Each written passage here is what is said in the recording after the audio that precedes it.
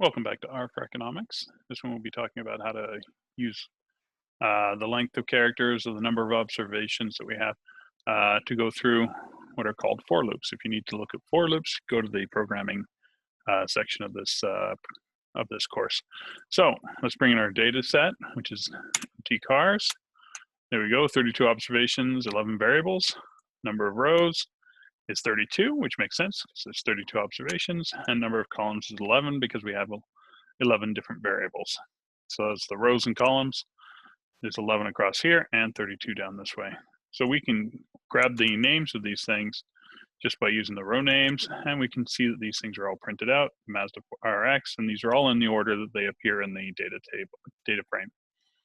If we want to just look at the first one, we can use the square brackets 1, and that'll bring the first element, which is the Mazda RX-4. If we want the second one, RX-4, Mazda RX-4 wagon, we can get that. So if we want the length of this, we see that it says length is 32, and that means that there's 32 elements in this vector called R. Now, if we want the first vector and the length of the first vector, well, it's 1, because there's only one item in the first vector. Now, what about the number of characters in there? Well, there's 9, and if we counted these up, 1, 2, 3, 4, 5, 6, 7, 8, 9. So there's 9 characters in that one. If we wanted to get the number of characters in every single one of these, we can get that just by doing this to the entire vector, and it gives us 9, 13, 10, 14, which is counting up the number of characters in each of these strings, including spaces.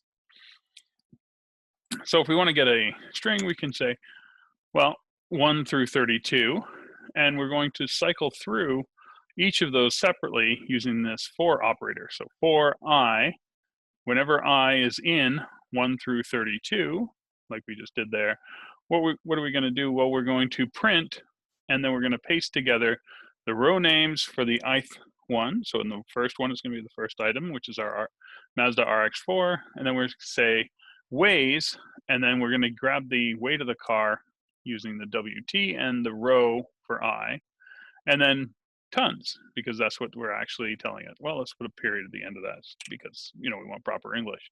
So this is going to give us something that looks like this. And it's saying the Mazda RX-4 weighs 2.62 tons. Mazda RX-4 wagon weighs 2.875 tons.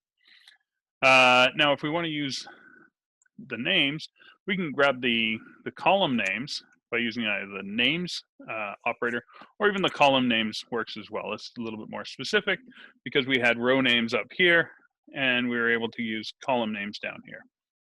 Now, here we're going to now cycle through and get the number of columns. We're going to grab the names, we're going to grab the first one, and we're going to print that off. And then we're going to print off the summary for each of these. So this will give us the variance, some of the summary statistics of each column as we go through it. So here we're choosing any row or all rows and then the ith column. And this is going to go through 1. We just run this little selection of code. We can see it runs through 1 through 11, which is each of the variables.